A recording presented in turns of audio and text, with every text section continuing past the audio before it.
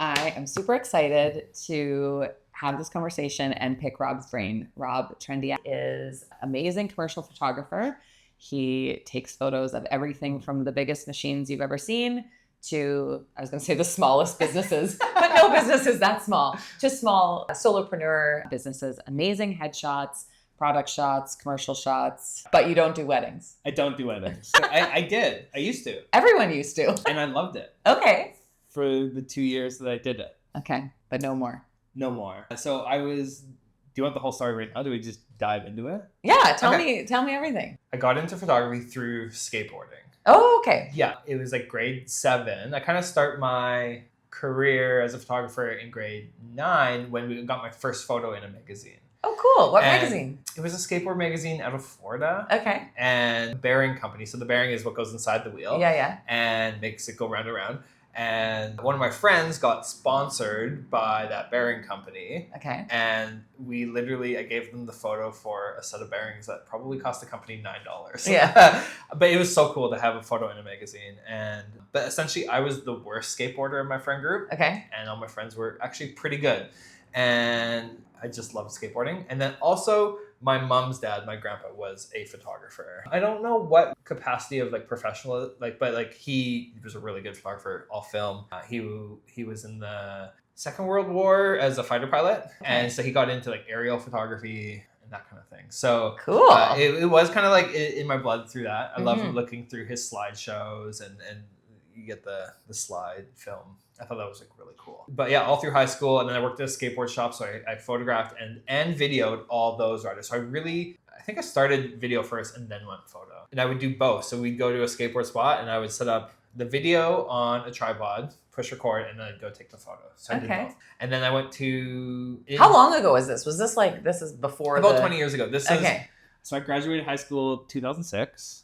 And so 2003 was grade 10. So what were you doing with the videos? So... Because skate videos were a thing, hey? Oh, skate videos are... They're still a thing. Well, it's less. They're not the same. Yeah, skateboard videos are changing. With Instagram, social media, it's more like clips now. You get a clip. Where before, a company would film a whole thing. But when you're in high school, you film a sponsor video to get sponsored. There was a local skateboard store called Skaters nearby. They were there for 25 years and we really looked up to them. And so we wanted to get in. And so we would just show up and here's our clips. And they were like, yeah, whatever, kids, get out of here. But eventually, the more you show up, my friends started to ride for them and I ended up working there. And then eventually that shop brought out a team video and all the riders had their own part or some shared a part. And then it actually played in a local theater. So cool. In high school, I had one of my movies up in the theater already. And I thought that was really cool. Yeah, that is really cool. Not great at school, a little bit dyslexic, but I got into multimedia class and instantly excelled. I was teaching my teacher After Effects and all these complex programs. It just clicked so quickly for me. Yeah. And my grades were 50%. I think it was just because my teachers didn't want to see me again. They weren't going to fail me. But multimedia was 100%. The guy was just yeah. And then 2 schools, Vancouver Film School and Art Institute. I grew up in Calgary. Art Institute Vancouver came and they were you can go to school. And I was go to school for this? I was I just signed up. On the spot. I was sent whatever. I made a little, kind of a sponsor me video for skateboarding, but of a demo reel. And then I forgot about it. I didn't tell my mom. I just forgot about it. And then I got 2 acceptance letters. I was oh, and mom was okay. So we found a spot in Vancouver. I chose Art Institute for a couple reasons. And that was kind of the start. So that was 2007 and 2008. So you're a trained photographer. Yeah, and so they did mostly video, and I chose Art Institute for a couple of reasons. And I don't think they're around any longer. But it was more of a general program. You took writing, you took directing, you took After Effects, you took all the programs, audio. And I knew cameras pretty well, but I didn't know any of the other stuff. Where Vancouver Film School, you picked, you're this, I want to be a director. Do that. And so I probably would have got better at camera if I went that direction. But I think learning how to write, learning how to do proper audio has served me well. And fast forward, I don't know, was that 15 years, 20 years? We're in a place where video production teams are a lot smaller and you are doing multitasking. Yes, there's still feature films where there's 100 people on set, but a lot of times it's 1 or 2. Yeah. people, and I'll be interviewing behind the camera, and I'm setting up the audio, and then I'm doing the camera work all on my own. So I think that did serve me pretty well. I ended up getting a job in set design for commercial and film. Yeah. And I loved it. It took me a couple of years to figure out. I would build the set, I would do everything, deliver it, I would leave. They would do everything I wanted to do, and I'd go clean up their garbage. And I met Eliza, we got married, we're on our honeymoon, and she's like, "What? Like, why are you here? Why are you doing this job? You need to quit." So I quit my job on my honeymoon. Okay. And she's like, "You can be a photographer." I'm like, "I can't just like be a photographer. Like, I have no clients, I have no logo." She's like, "It's okay, I have a friend who can like create a logo and a website." So we phoned Tiffany, and we were on like an overnight bus traveling through Spain, and we're like, "We need a logo and a website." And by the time we got back from our honeymoon, logo and website were done. Amazing. And good friend. Yeah. Oh yeah, we paid her. And then I was like, okay, now I gotta find clients. How do I find clients? But Eliza had already been doing hair, finding clients for a couple of years now. So she was able to kind of guide me, set me up with some of her hairstyling clients. Yeah. And as I was newly married, I was interested in weddings. Like, it was part of my life at that time. So I did 2 years of it, did wedding shows. I had amazing clients. I think I was pretty good at it. But after 2 years, I was like, I'm just not passionate about it. Yeah. And hopefully you're not getting too many repeat clients. Yeah, I didn't have any repeat clients. Not within 2 years. That's good. Actually, I think most of my clients are still married. So amazing. I had great clients. But I just wasn't passionate about it. So it wasn't serving me, and it wouldn't be serving them if their photographer wasn't into weddings. But then, like, now I'm mostly headshots. Yeah. And I love it for so many reasons. But my first headshot client is I was doing a video shoot for Kaljit Kayla. Rest in peace, Kaljit Kayla. She was one of my first regular clients. And we were doing videos together, but she was like, "Oh, I need a new headshot quickly." And I had one of the first cameras that went from like photo to video. You could like flip back and forth. And so I just flipped it into photo mode, and I just snapped a photo. I was like, "Oh, stand against this wall." But the photo turned out really good. I was like, "Oh, that's kind of cool." And she used it as her new headshot. And I worked a lot with Kaljit. That was a lot of fun. So I was really sad to like see the shoot a couple years ago. Yeah, I worked with her a little bit as well. Okay. Yeah. She was a firecracker. So that's why I don't do weddings, and that's how I got into more corporate and like headshots and that kind of thing. I joined a business networking group and just went down more the business side, business road. One might think that headshots is boring. Like you said, find a wall, snap the shot. Why do you love it? I love it because I get to spend time one-on-one with somebody and get to like know them. And it kind of feels like a little game to me to like find our common denominators. Okay. And so I talk a lot behind the camera, and it's like, "What do you do on the weekends? Where do you like to eat in Vancouver? You live in North Vancouver? My wife has a Christmas market in North Vancouver. Or we were at the shipyards a lot." Yeah. Whatever it is, I like to find that kind of moment. And is that to make people comfortable? Yeah, it's to make people comfortable in front of the camera. And when they're comfortable in front of the camera, we're going to get a more authentic, genuine smile. Yeah. And in fact, I try never to say the word smile, because if I say, "Jen, smile right now," it's weird, it's awkward, it's never authentic. Yeah. And so oftentimes I'm trying to figure out, well, I have a little consultation with them before, and we figure out what story they want to tell with their headshot. If they're a female CEO of like a global company, they're not going to be smiling. They're going to need to be way more stern, unfortunately. Why? Unfortunately, people don't take women as seriously in the workplace. You don't say. And I hate that. I hate that. Yeah, me But too. the people I typically work with are the marketing and communications directors. Okay. So I'd go into all these big companies, C-suite executives, and I'd make them all have the best smile in the world. And Men. And women. Okay, yeah. I just go do this. This is a learning experience for me. And then pretty much time and time again, they'd come back and be like, "Hey, we love the photos, but like everyone's way too happy." Right. And you can still be happy while demanding attention. Yep. And so that was a learning curve on my part of like, oh, like not everyone needs to tell that story. And male, female, whatever, CEO, they could be a very happy, joyful person.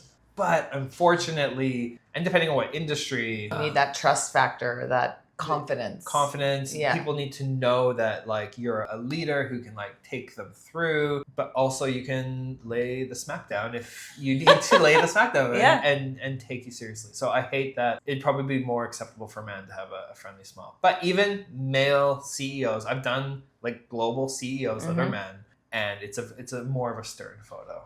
Okay. And I think it's to tell the story of like leadership confidence. Would you ever do two? Like, would you ever do? I always do, yeah. Yeah, like one that's kind of more, and then let's say they're doing a speaking, like a keynote or something. Exactly. Maybe you've got something. Yeah. So can I tell you about the worst headshot I've ever seen? I would love to hear. I've seen some. It was this. I was doing an event. I asked the guy for the headshot. Wait. It's his head in his hand. One of my favorite photos. I did a photo like that. Oh God, I don't remember his name. He was. This was. What should be my photo? No, I don't think it was. This was a long time ago. Was it black and white? Like a decade ago? Yeah.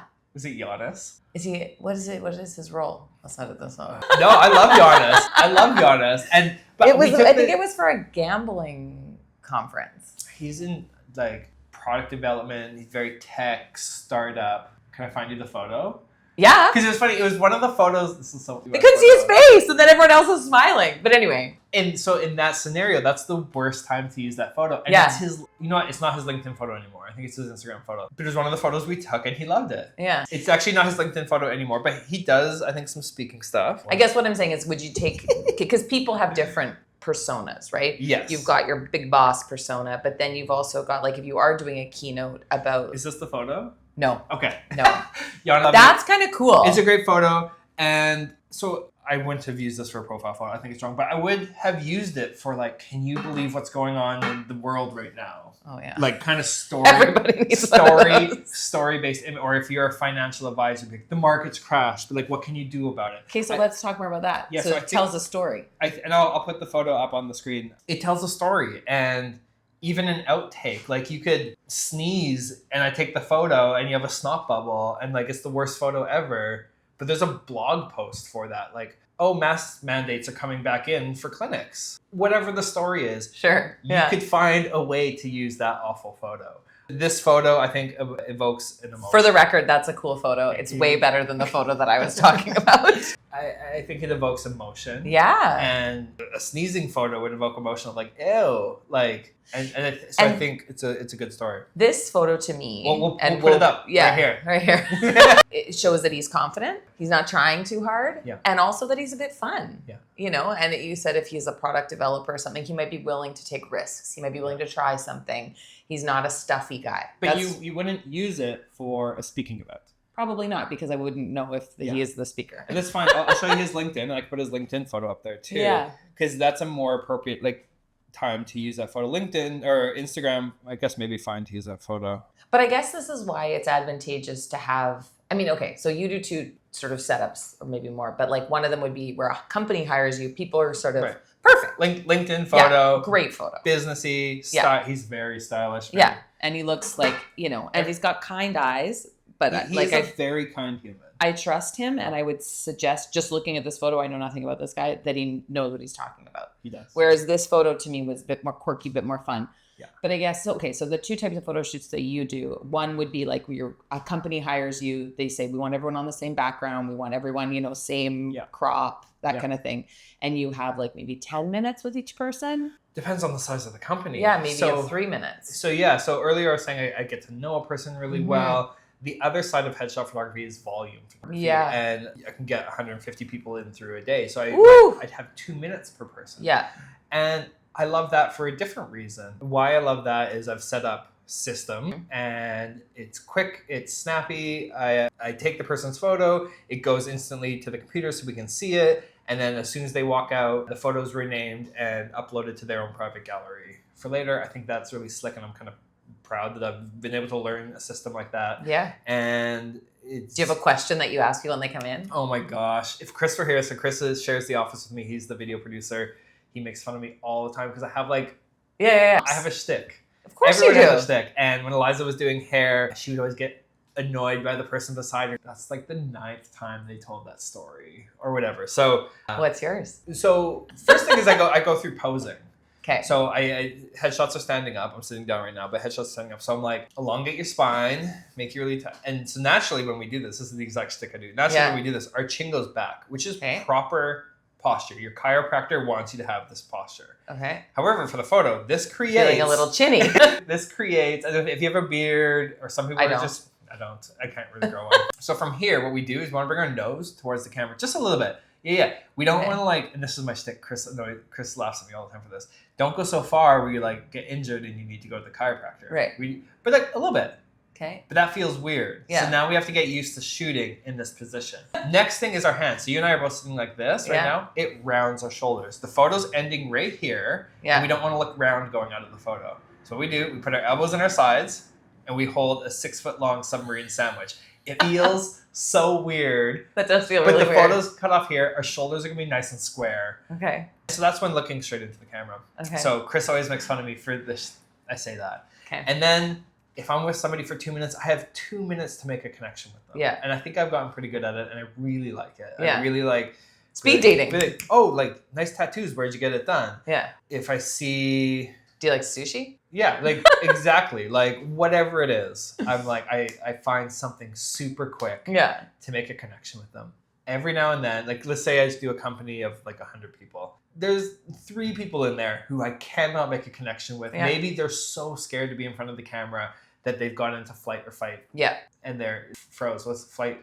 Freeze. They're flight, fight, or freeze. Yeah. And they're frozen. And I'm like, move your nose this way. And they just don't react. Yeah. And then sometimes people I see sometimes if somebody's insecure, they may come in and put on like an alpha male type. Yeah. Alpha. They try to boss me around. Yeah. They try to control the situation. And I'm just like, okay, cool. Yeah. We get what we can get. Yeah. But typically 97% of the time, I'm able to make a really good quick connection. We're able to look at the computer really quickly. What changes do you want to make? Do you want like that kind of thing? And then off they go. And then the other type of shoot that you would do with someone would be like a half day or a day where they're like we talked about before when we were talking about PR, like the lifestyle, the headshot, and maybe an interaction type photo or something like that. For individuals, I offer a couple of different sessions. I offer what I call a LinkedIn headshot session. Mm-hmm. It's a 20-minute session. You come to my studio and I get you an amazing headshot. You're in and out, in your lunch hour, whatever, back on your day. And I think that's a really good value because it's not taking up a lot of your time. Yeah. You get one wardrobe, not even change. Like you choose what you wear and that's what you wear. We choose your background, keep it quick. Then I do like an hour-long session, and that is where you're able to do a little bit of wardrobe changes. We could change the background, we could change the lighting a little bit. From there, we can go half day, which we can get an amazing headshot. Then we can do some more lifestyle stuff, whether it's in my studio or I'm on location with you. And wardrobe changes, there's a lot more flexibility. You can have 4 hours. Yeah. We can go to a coffee shop, whatever your personal brand or your company needs, we can kind of work within that. Then a full day would be kind of the next one. And then there's just a lot of freedom to create a lot of content. We could even throw video in there. Like we're kind of flexible, but we get those like amazing headshots and then we build out from there from what somebody may or may not need. Yeah. Different locations. We could hit North End. We could hit all over. Yeah. Cool. Yeah. And you could do group shots. So oftentimes when I go into a company and let's say they have even 60 employees need shot that day, we do I try to line it up so all the individuals get shot first, and then at the end of the day, they can come into groups because sometimes there's like the marketing team or whatever, or the board of directors and the action shots.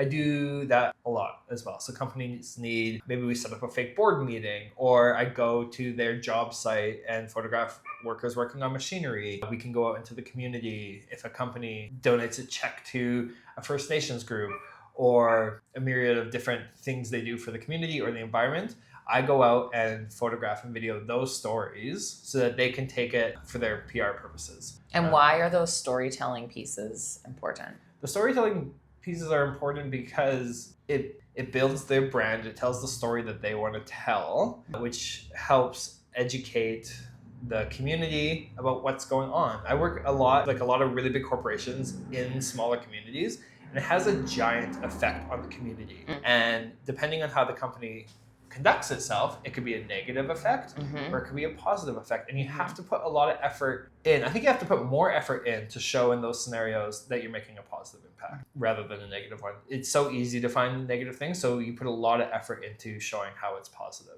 We kind of talked before about like how people have different personas as well. Like there's the super serious headshot that evokes thought leadership and kind of authority. But then maybe you've got that same CEO and he's in the community and he's chatting with the guys on site, or he's chatting with, a client of the company or something like that. Exactly. And then you see that softness. Yeah. So you're like, knows his shit or her shit, but also can connect on a personal level. And I love that you just swore. That's awesome. Yeah. Yeah. So you're going to need different photos. So yes, the CEO, blank, background, perfect for PR, LinkedIn, that kind of stuff. Mm-hmm. You even want one of the CEO in the boardroom with maybe some art in the background, whatever kind of, that's going to tell a certain story. And then the CEO goes to the job site or around the office and does interacting with employees. And for me, I do a lot of construction, so a lot of industrial giant size projects. So the CEO out there looking around, making sure everything's good, being like different types of expressions, like, oh, this is cool, what's that? And how posed are those? Sometimes, so we get a couple posed ones, and we try to avoid the pointing one. It's so just like,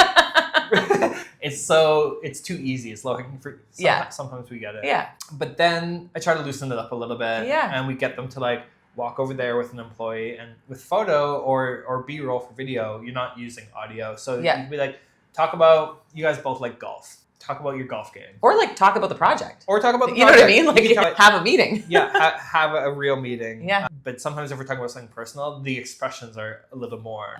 Gotcha. But if you're talking about a project and something stressful comes up, like, oh, like right, this happened, or, the expression changes. So sometimes keeping it lighthearted is a good trick. Okay. But then we can go to a piece of equipment and pretend to turn a dial or whatever. Yeah. Which is kind of fun. But then going out into the community, and there's events. So sometimes they put on like a meet and greet type event, or sometimes like they donate a large sum of money to a hospital. So we go in and then we photograph the doctors and talk about how their donation to the hospital for this piece of equipment was really valuable. And that's the storytelling. That's the storytelling piece that's going to build trust with the community.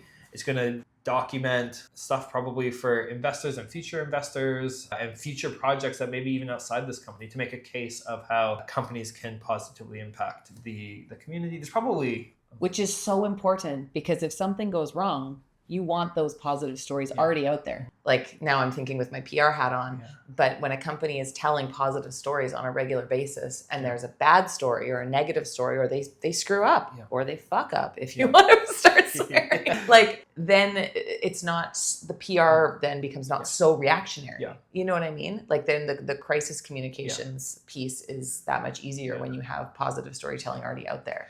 But it can be, so those are like really large companies, but it can also be scaled way back. Yeah. Like say there's a local print shop and they donated the printing for a local kids sports team.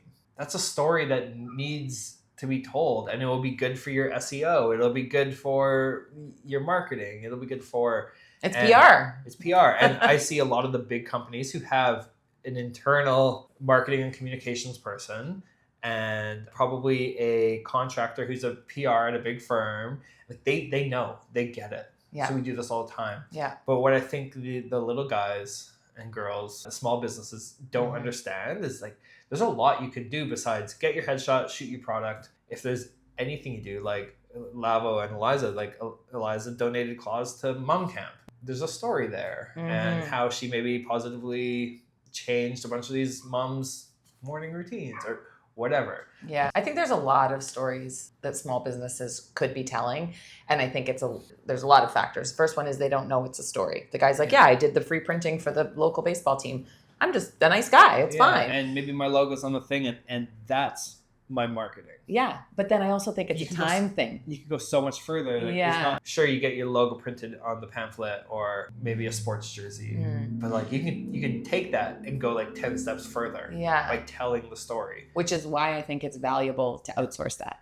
Yes. Because a small business, you're like, okay, I got to take photos of this. I got to tell the story. I got to craft it. Whereas they could come and see you and sort of outsource that. And then we were talking about that ambassador piece. Then you talk to me, you say, oh my goodness, I shot this print shop today. They donated all this stuff to a local baseball team. I'm like, cool, I need some printing done. That guy sounds great. It's just that bigger relationship piece. Yeah. People are humble. The more people you have involved, the more word of mouth you're going to get. And I don't have the stats on me, but I think word of mouth is probably the most valuable bang for your buck, especially for a local business. Totally. And there's ways to do it. You don't have to hire a whole production team and spend $10,000 to tell a little story. You can do it with your phone nowadays and being like, just jump onto Instagram and tell your story. Like, hey, I think this is really cool. Like I donated whatever to this local thing, and tell that story. And then a month later, tell it a different way. Be like, oh, like this, like a while ago this happened, and then this was a result, like this happened. You know, that you can keep running with it. Yeah. So I have a question for you. When someone, and this is a personal experience that someone shared with me recently, that they were looking at doing a photo shoot and they looked at the costs and the time it would take and everything. And then their husband said, oh, you don't need to pay for that. I'll take your photos. What is your kind of response to that? Now my response is yes. And plus, it's really, the more you have to work with, the better. Yeah. I don't think and I don't know their personal finances, whatever. And in this scenario, you and I were trying to find a way to make it more affordable. So it was kind of like a weird situation. Like, hey, we made this photo shoot more affordable, and then it was still a no. But now, like, I'm fine with that. Your husband, your daughter, yourself, you should be creating your own media a lot. But then you also need those professional photos for like the hero images, and you can create behind the scenes of that, and there's opportunities there. So it's a yes and, I think. I agree with that answer totally. I think you need those professional shots for speaking opportunities, like you said, hero shots, media opportunities. Media is going to want high res if you want anything in print, and that might not translate on your phone. But I think having some shots that are, a family or friend or whatever, I can't wait till my kids can take proper photos. That's a great part of your portfolio. Yeah. And especially these days when there's so much content, that you do a professional shoot, you get, I mean, the shoot I did with you, we got almost 900 photos. So that's going to take that's a lot of content, but then mixed in with content that I'm taking or that friends are taking or whatever. Yeah. When I did a workshop with a really popular guy, Chris Do. I don't know if you know him. Look him up. He's amazing. But in the workshop, he was talking with somebody and like, I don't have anything to post. I don't know what to post. He's like, open your photo app. How many photos are in there? He opened his photo roll had 85,000 photos. Oof. He's like, that's 85,000 stories. Well, in there, but there's like a story you can tell, and it doesn't have to sure. be a professional one. It could be one of him and his kids on a fishing trip. Yeah. It could be like whatever. I have a lot of photos of my cats. Tell those stories. I'm sure there's business owners with cats. For sure, yeah. But then you still need those professional images if you want to take your business to that next step. If you hit it.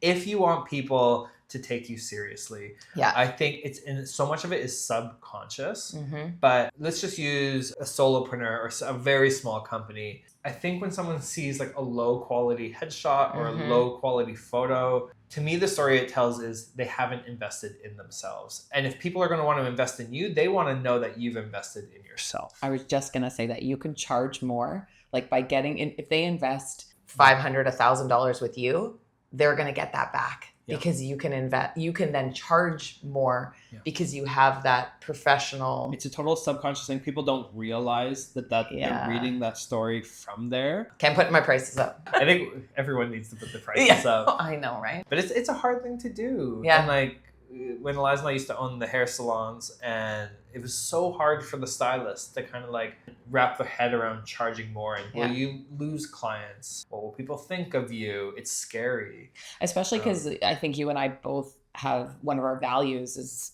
sorry to put words in your mouth, but is being accessible. Yeah. I want to support small businesses, and I know that small businesses don't have huge agency budgets, and that's why they're coming to me. And I want to keep myself as accessible as possible. One of my and Eliza's favorite things to do is find win-win solution. In a business transaction or whatever, how can I win? But how can you also win? Yeah. And I think looking at it that way and like bringing people on and so everybody wins. Yeah. A business transaction shouldn't be like, I win and you lose. Like, do you know what I mean? Absolutely. Yeah. And I think you're gonna have a lot more fun trying to find win-win solutions. Yeah. You're gonna like the people you're working around. Yeah. And you're creating those little ambassadors for yourself. Yeah.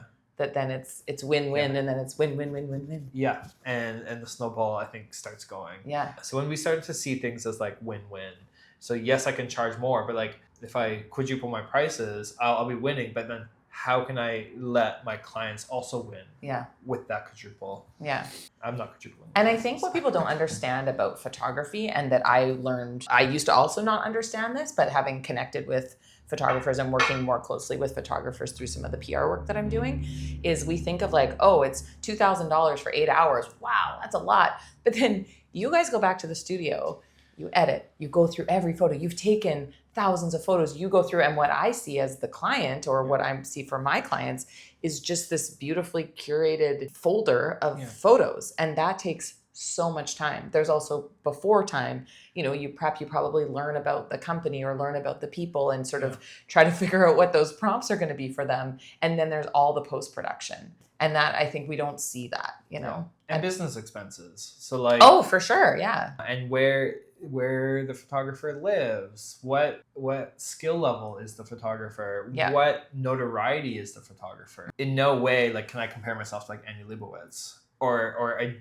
giant name photographer. Yeah. But let's say my skill level was where Annie Leibovitz was. My name isn't. Yeah. Nobody knows me besides like my small circle, some people in Vancouver. So there's a lot of factors that go into it. Sometimes you are paying for who is doing it. Yeah. And if a photographer even has a bigger personal brand, they can probably charge more, because then when they share it on their Instagram and they have 100,000 followers, that's kind of like an ad in itself. But if a photographer has 100 followers, so there's so many factors. There is. A photographer may be really good in Saskatoon, but cost of living or Moose Jaw is probably a little lower. Also venue rental. If you're doing hair, makeup, styling, So for my business, I'm a one-man show. I contract things out here and there.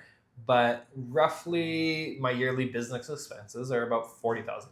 Wow. So I need to make $40,000. I mean, this is a beautiful space. And we've been here 7 years, but I have my office and my studio, and then we rent out locations. And it's like, let's say we rent out a location. Sure, like I pay for that, so that goes in my business expenses. But then I do charge the client for that. So that's the $40,000, hair and makeup, everything. I think my expenses are around $40,000, and then I have to start paying for a family of 4 in Vancouver. So that's some of the prices. That's kind of the first step. Yeah. But then it's also from there. It's like, what are my goals? Like and your time and expertise. What kind of lifestyle do I want? So there's so many different kinds of. And what kind of clients do you want? Yeah, so many different kinds of factors that go into why photographers or any business charges. I typically can't fit multiple clients in a day. Like if they book me in the morning, by the time I drive back, sometimes it does happen where I'm downtown and the client's like, do you have time on the 17th? I was like, oh, I'm downtown in the morning on the 17th. Like, great, come on over after. Yeah. That has happened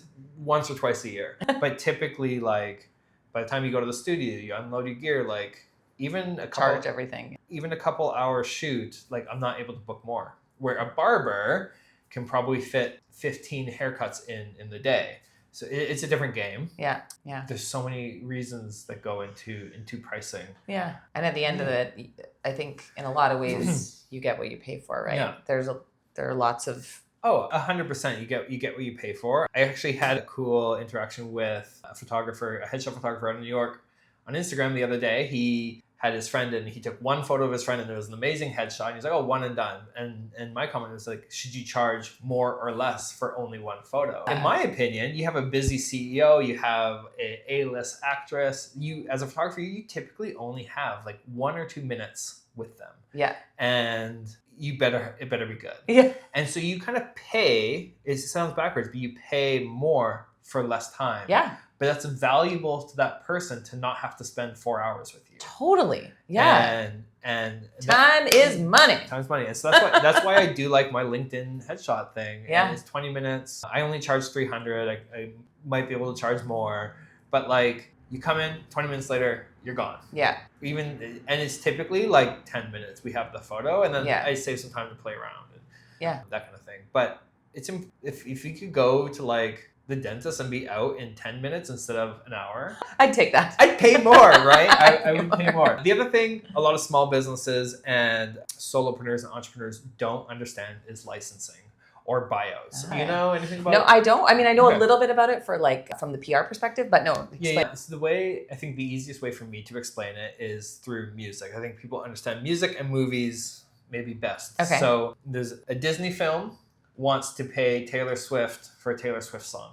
Okay. It's going to cost a lot of money. But if a Disney film wants to use a garage band in Edmonton, it's going to cost less money because they're not Taylor Swift. And vice versa. It probably wouldn't happen, but for the fun of it, if there's a small indie film, student film, and they want to use a Taylor Swift song, Taylor Swift could charge less because less people are going to see it than the newest Pixar film, Inside Out 2 or whatever. Yeah. So there's kind of like a sliding scale of like how in demand is the artist. You probably can't buy a Taylor Swift song, but like just for the purpose of that. So if you're Donald Trump, you just use it. It's usually, we're not going to go there. So if a company comes to a photographer, if it's a really big company, they probably want to buy the photos. They want to own the copyright. So Canadian copyright law, US copyright law, to the best of my knowledge, whoever takes the photo owns the copyright.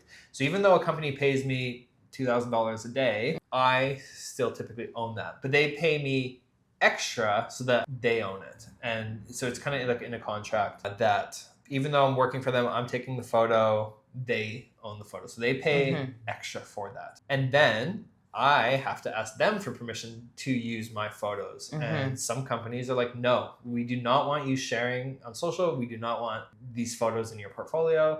And I have to be like, okay. Yeah. Great. I'm sad. And then some companies like, yeah, like use it sparingly, like put some on your portfolio. But like, we don't want you like talking about it on social media. Yeah. We don't want you using our name. Yeah. Fine. Breaking it down like we did that headshot. Yeah. But then sometimes like, it's like if a coffee shop owner comes to me, a local coffee shop, I used to work for Kafka's and I used to work for Prada in Vancouver. Like I just bake that cost in. Like I want to see them thrive. Could I go and nitpick and charge a little more for some usages? Maybe. I want the small local businesses. I want to see them. So I need to charge enough where it's a win for me. Yeah. But I want it to be a win for them as well. And if they get an opportunity for that photo to go into a local publication or something, you don't want to be like, well, no, because you didn't pay for that, so you can't. I want to see them thrive. Yeah. Should I be charging? Yeah, maybe. But like, so I still technically would own the rights to those photos. Yeah. And I could do that. And so what would happen if let's say a local school comes to me and is like, we want to do a campaign. We want 100 SkyTrain and bus ads.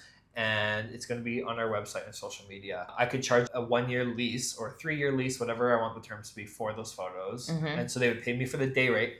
Plus they would pay me for exclusive rights to use the photos. But technically the copyright would still be in my name and I would charge them for that. And then year 2 comes around. If they still want to use the photos, I'll be like, here's a new price that's 50% cheaper for leasing it. And they can continue using the photos. So it's a case by case kind of thing. But typically the really large corporations, they want to like own the photos, right? And all these business costs when you work for yourself, right? Like you need insurance, you need an accountant, you need you know, all this. Yeah, and every photographer is going to be different, and I think photographers should charge buyout fees and they should charge leasing fees. My life, that's not what I want to do.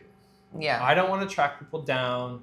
I don't want to worry about you had 101 bus ads. Yeah. Like, you come to me for your headshot, you're paying $600, use it on the bus ads. But once you're like an institution, you got to start paying those fees. Yeah. And I just love it when a marketing communication director or a PR person comes to me and is like, what's your day rate and what's your usage fee? I'm just like, sweet. I don't have to like explain this, but for the individual, I'm not worried about that. Yeah. I want to. And you were talking about that win-win. Yeah, win-win. Use them, love them. Yeah. But when it's an institution or like a nationwide company, it's a different ball game. Yeah. And so when you're using like a song on Instagram or TikTok or whatever, or your favorite, Friends leaves Netflix, it comes down to those usages and those rights. So like Friends left Netflix or wherever they are now, their exclusive rights ended for Netflix and somebody else picked them up. Yeah. And maybe Netflix will reuse it. My kid's favorite show, Gecko Garage, right now, left Netflix, and the 2-year-old doesn't understand it, but like it's coming back. It's usage rights. They just need to like negotiate, do the contracts. It's coming back. Don't worry. So there's that aspect in photography and video as well. Yeah. So it can be expensive, but it's about creating those win-wins for me. Yeah. Yeah. I love it. And that's the thing. If I'm only booking $300 photo shoots, and I need to make, for my lifestyle, my business, and my goals, I need to make $150 a year, let's say. That's a lot of $300 shoots. Especially because your equipment and all that kind of stuff. Like none of the stuff I'm looking at looks cheap. No, but like I would have to fit. It'd be easier to do a number like 300,000, but I'm not making that a year. But like I'd have to fit in so many more $300 shoots than if I do only $2,000 shoots or I only do $5,000 shoots, I'd be able to do higher quality and work less shoots, maybe be with my family more, that kind of thing. So although I love the $300 shoots because they're quick and they're great and I see how they instantly positively affect somebody's life, it wouldn't be sustainable for me to do only $300 shoots. Yeah. So there's so much You're like business coaching me right now. I'm taking this in. There's so much that goes into it. And so for your coaching program, like I love that. But like if you're doing your power hours for $150 an hour, $126. $199 an hour, how many power hours would you have to do to make your lifestyle, your business, and everything work? You have a mortgage. Every hour would be a power hour. Where like, so that Chris Do workshop that I did, same thing. He has a giant name. He's really like giant name. I think I paid $2,000 for 2 days. Yeah. And he had about 50 people in the room. Yeah. And he was saying, I think he was saying like his speaking fee is like $50,000. That's how like but you have to build, your personal brand. I bet he has good headshots. Oh, he has 1,000 headshots. He has 1,000 headshots. No, his brand, he came from the branding world. He's like a fine art, marketing, advertising. Yeah. His branding's phenomenal. And he has a ton of followers on every channel. Yeah. He's built it. He's built it. And so you have to get there. You don't start there. Yeah. But you have to get there in order to have a sustainable life. Maybe, and everyone's goal is different. Yeah. Maybe your goal is $50,000 a year and you can do that. But if your goal is $1 million a year, you're not doing it on $100 meetings. Yeah. Or $100 photo shoots. Yeah. And so I actually love, that's the part, I do love photography, but I don't think I've ever talked camera gear with people. Very rarely. Yeah.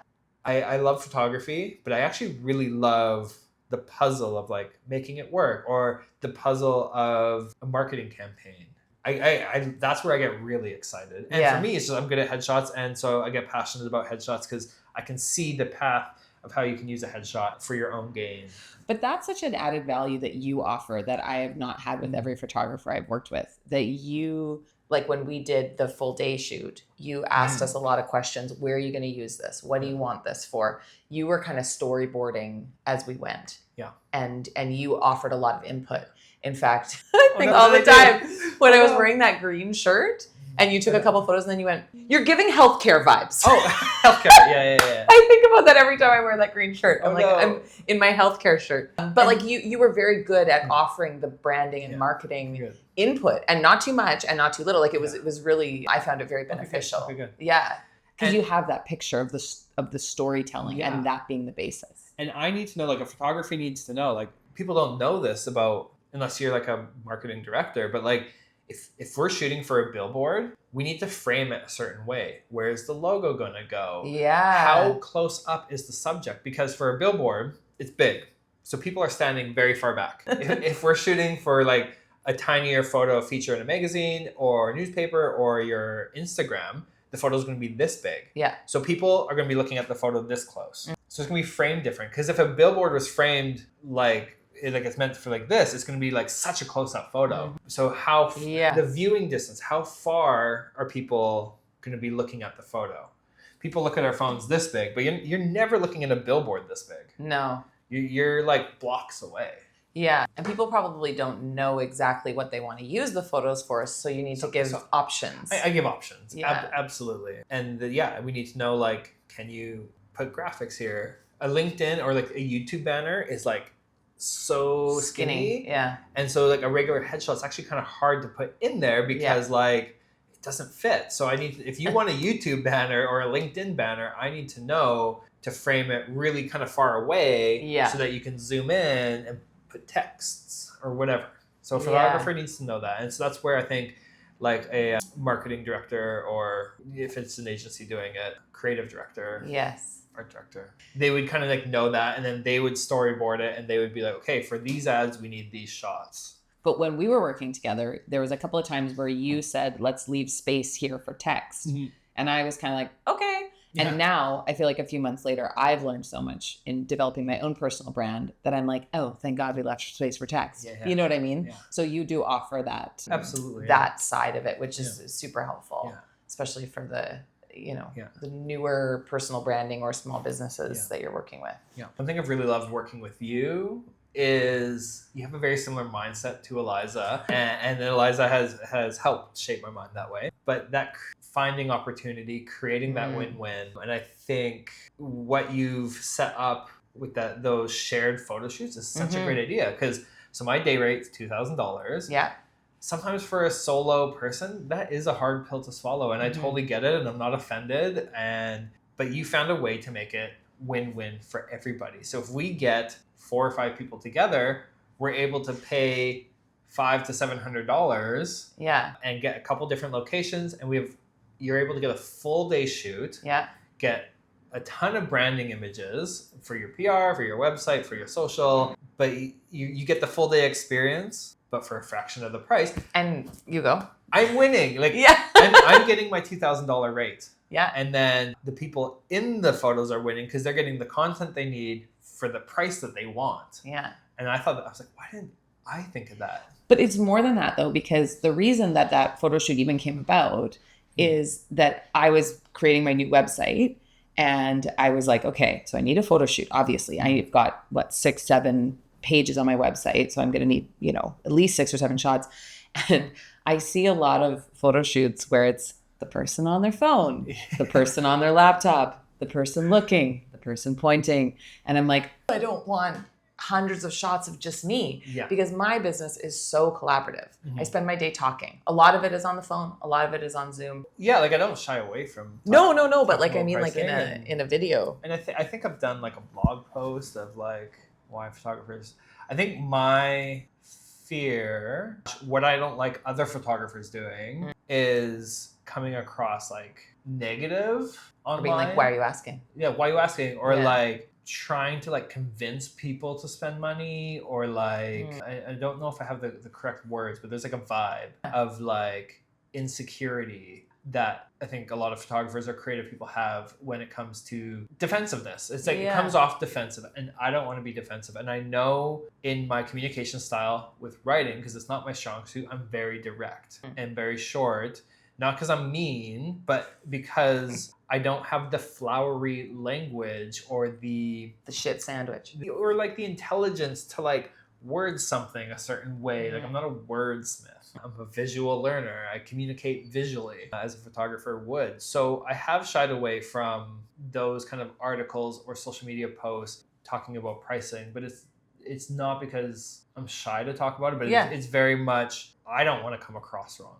Because I regularly come across wrong while communicating with people. And the amount of times I've like had to apologize to a client because I responded shortly and they took it a certain way, which is totally my fault, not their fault. Yeah, so I don't need to convince people to spend money with me. No, like I don't think so. But I think a lot of photographers do. And a lot of creative people do. I don't want to just lump photographers in. I think a lot of creative people do have that mindset of defensiveness of like they add up all their camera gear and they add up all this. This is why you pay for your experience, and whoa, I don't care. I know I need to make the money. Yeah. And I know you offer value. And I know I offer value, and I just try to find the right person who gets it. But it is a conversation that needs to happen over and over and over and over. And every single year, like my not condo, my apartment, just every year they up it whatever 4% that they're allowed to. So in March, my rent is now $100 more, which is just like, thanks. There's not many other $100 I can shave off. I just need to now make $100 more. Yeah, right. And that's just the life, and that's where price increases and inflation comes from, and life. Yeah. But I actually like talking about money, and I think people have a hard time talking about money. There's a lot of stigma there, and everyone has their own psychology of money that dates back to their childhood based on how their mom and dad raised them. And I had that, and Eliza had that, but there was a changing kind of moment for me over a long period of time where I was like, oh, I need to change the psychology of money in my head. Yeah. And I know I have made people uncomfortable talking about money, because I can be like, I earn this much. Like, I want to earn this much. And I love talking about money. I think people need to talk about money. If everyone's kind of talking about money, it's going to help everybody grow. and it shouldn't be necessarily a weird stigma. Yeah. Or especially kind of when thing. you live in such an expensive city.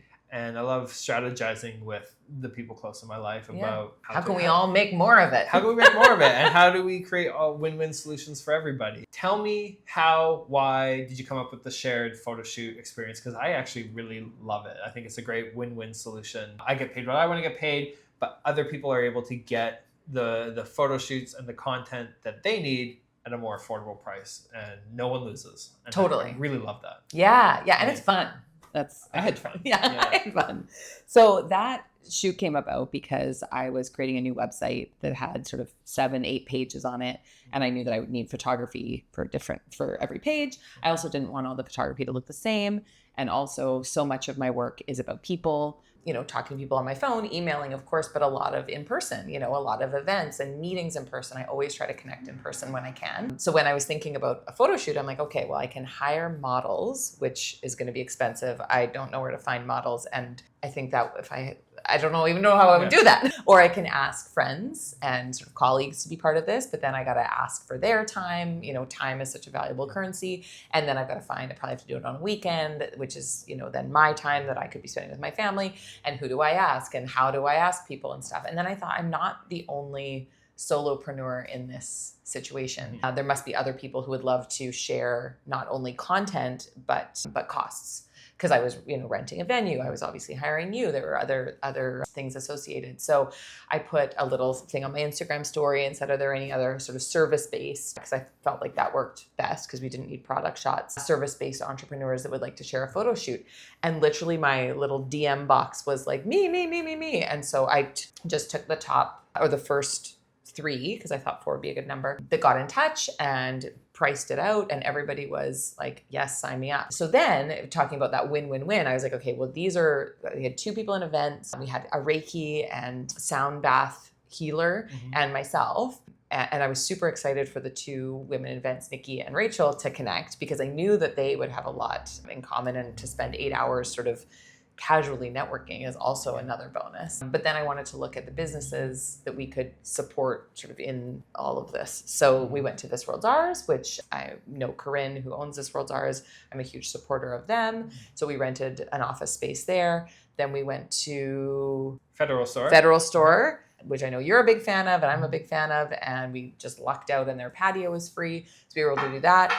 We went to that building on 10th that you loved with all the pretty trees. It was an old church converted into condos. Right. There's ivy, old brickwork. Yeah. And then there was good depth down that. Yep. Yeah. And it was raining, so we needed the tree cover. Yes. Yeah. Which is very Vancouver. To be raining. It's fine. Yeah. And we got some cool umbrella shots. Then we hit up Revival, which is the Christina's vintage store, which is so beautiful. And we did so much. There's just so many cool spots in there. And then ended up at Jean Coffee. And we were tired by that. We were, in a way, it was way less tiring having that many. Because what I loved is, so at This World's Ours, we kind of set up like the fake boardroom. Yeah. Like I was sitting there doing emails, like I was doing work. Yeah. And then we had like the hot seat, and then you'd kind of say, okay, guys, rotate. And so some of them, it's just the back of my head because I'm literally working away, which to me was less exhausting than being the center of the photo shoot the whole time. Yep. And then I'm eating lunch while you're taking pictures of, Ashley or Rachel or someone else. But it worked out so well because we got those, 5 sort of scenes at least. And then we all brought a couple of outfits. We were swapping clothes around, it was great.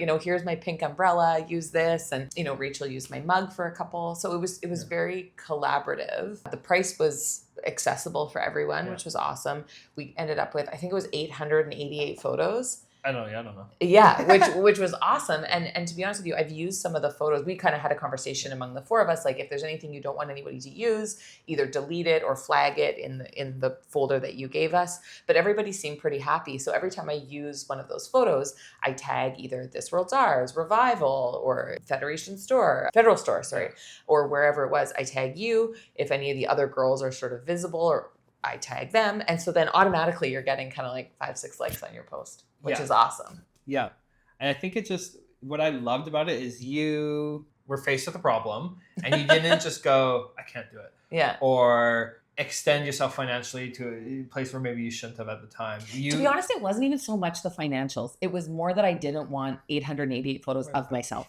That was it. Like honestly, if I thought that the $2,000 investment was worth it for me to have a kick-ass website, I would have done that. It was more about like getting like creating real scenes of what my business actually looks like. Yeah. And I go for coffee with Rachel. I go for coffee with Nikki. You know what I mean? Like I talk to people in wellness and the health spaces, and I meet with them and learn about their businesses. And I go to places like Revival. Yeah. I go to coffee shops. So for me personally, like the cost, it was great to split the cost for sure. Yeah. But I think it was more about creating these sort of collaborative, real situations. Nice. I love that. Yeah. But then a lot of people are like, first thing, how much? And I think people do think that, and then they get stuck at that wall. And so what I like that you did is you thought how instead of can't. Yeah. You're like, how do I do this? And you figured out the problem. And I think we want to do it more. Yeah. The first one was so successful. We want to like do it more and offer this. And you had this idea of creating a wait list. Can you talk about your wait list? Yes. So I love connecting and networking. And so my idea, because I've had a lot of interest, I've had a ton of questions about like, and I mean, so just to back up one step, photography, good photography, professional photography, I think is so essential to a successful PR strategy. It plays such a part. So I'm always, as a PR person, encouraging people to get photography. But setting up photo shoots is not part of my PR business. Right. But since we did this shoot, I've had so many people coming to me going, when are you doing another one? How can I be a part of it? So what my goal is to have this as kind of like an added service alongside the PR that I'm doing. Yeah. And maybe, if I get organized down the line, we can sort of create some kind of funnels or something. But at this point, it's just something that I would love to offer to people in my network, clients or sort of non-clients. But my idea is to create this wait list. And so I get names of people and then their business, and then to be able to take businesses that are non-compete and complementary to one another and group those people. Yeah. So if you have like, let's say like a physio and I don't know, I should have thought about this. Yeah. Right. Like a personal trainer, a physio, a nutritionist, and it's not all event planners in the room. No, not necessarily. Although event planners, I find often work together, so that works well. But real estate agents. Real estate agents, maybe not for real estate agents, but if you have a real estate agent, a mortgage broker, an accountant, or an interior designer, or a home inspector, or a stager, or something like that. Those people spending that kind of 8 hours together. 8 hours sounds really intense. It's way less intense than it sounds. You take lunch. Yeah, of course. You're not always in the hot seat in front of the camera. And in a perfect world, it might be people that you've worked with before, that you kind of know. But then to spend that 4 hours, and I mean, location wise, let's say we were doing some kind of a real estate shoot with, mortgage broker, accountant, stager, whatever. It would be really cool to choose some locations that really suit those people. Having kind of like a home, more of a homey, I think the office works well, and then more of a home-based location. But to spend, so there's two parts: to spend 8 hours talking, getting to know each other, networking, and then also to appear in each other's photos. Because then when I share a photo, or when the real estate agent shares a photo and there's a mortgage broker, and in the photo they're collaborating, that's telling a story of how you work and the type of people you work with, Yeah. And so then, then there's the tagging aspect, right? They're tagging one another. Maybe they're tagging the location. They're tagging you. Then it's really amplifying that content. I think what story it kind of tells is that they're busy in their business, and I think people like to see that. I always think of like when you walk by a restaurant and it's like empty. You're like, but if a restaurant has a lineup, you automatically want to get in that lineup. Yeah. And so I do think having other people in your photo is a good thing, because it shows the outside world that they're busy, they're meeting people, they're doing stuff, and people want to be part of that. It's such a multi-dimensional thing you've created. I love it. Yeah. I'm excited to do more of them. And when is the next one? How do people get on the wait list? So we're building out the next one for late Feb. We said February 21st? Yes, I think that's what we said. We're aiming for February 21st. So to get into the wait list, I've got a blog post right now. I should maybe make this a little bit clearer, and maybe we can add a link here. There's going to be a link here. There'll be a link there. A link there. Yeah, everywhere. But I've got a blog post right now on my website about group shoots with a few more details about some of the benefits, why I liked it. And there's a link to join the wait list there. Nice. And if people can't find it, they just email you? Yeah. Email me, DM me. Yeah. And basically, if you have a timeline that you're working towards, let me know that. Otherwise, I'm just kind of collecting names, and when I find groups, because I don't really, if I think it's people that would work well together, that's great. But ideally, I would love them to be sort of a little bit more curated. Yeah. But I think it's going to fill up fast, and I think it's a service that is just so beneficial and affordable and accessible. Oh, for sure. Everybody in the first photo shoot, they were like, this was awesome. Because I sent out like a mood board and like I suggested lists of accessories and props. And I didn't tell anybody what to wear, but I kind of offered some advice. And so everyone showed up. Remember, they had a little rolly suitcases. And all the women in the shoot were like, this was so awesome because all I had to do was show up with the things you told me to bring. I didn't know where we were going. I didn't know what we were doing, but I knew that it was... And I kind of like being like, hey guys, wrap it up here. We're going here, you know, and this is where you should have your lunch because there's not going to be food at our next stop. And that was kind of a cool part of it, I think, that people didn't have to use a lot of their brain power because I sort of had a bit of a playbook for the day. It's a lot to think about setting up a photo shoot. Yeah. And that's why there are careers with just producers, and that's what they do because it's a lot. Yeah. And also another kind of add-on that I'm toying with is working with a stylist, a makeup artist, a hairstylist, somebody who can really curate. There's so many add-ons we can do. Totally. Like you could really, you know, the price would go up, but I think the value and the, you know, depending on what you want the photo shoot for, what you want the shots for. There's a lot of opportunities. I mean, we could get a helicopter, we could go to the top of a mountain and like that would be pretty cool. Yeah, I think a helicopter is $1,000 an hour. We'll get there. We'll get there. I've done a couple helicopter shoots, but yeah, there's literally no amount of. I think an add-on I would like to add on. So we get the hairstylist, makeup artist. You could do a wardrobe stylist. Really make a day of it if you want to go crazy. But then hiring a behind-the-scenes Instagram filmer, and everyone gets because it's like people want to see behind the scenes, and everyone can get behind the scenes footage, which is such a story, and so it's a whole immersive experience, but you can get it for maybe the price would go up to $1,000 a day, which is still half the price as if you were doing it by yourself. Especially if you're getting like 12 months of content. Yeah. Yeah. Okay, so we're getting Adriana on board. We'll get Leah Yard to do jewelry, Sarah Darcy to do styling. Exactly. Yeah. Eliza knows lots of hairstylists. Well, yeah, I use Ksenia as much as possible. Perfect. She's just the best. But I have a roster. There's going to be a lot of tags in these photos. A lot of tags. But yeah, it's just so multidimensional. It's like, yes, you get your photos, but you also get PR out of it. You get an experience out of it. You get networking out of it. Yeah. I should do that. I should add a PR power hour. Everybody gets an hour. We could do it to work on their business. We could do a day like that. You have to do it on a separate day. Or you do it while the photo shoot's going on. We're just like banging ideas out, brainstorming, pack it all in. People would be so tired after. But yeah, for people who are interested in this, connect with Jen, find the blog post or her email. It'll be linked below. Yeah, send me a DM. You can get on the wait list. February 21st. We're setting up our next shared photo shoot day. We're still deciding locations based on like what weather probably is and that kind of thing. Yeah. February could be, if it was like this outside, it'd be amazing. Yeah, yeah. Awesome, thank you. I don't have an ending, but that's great.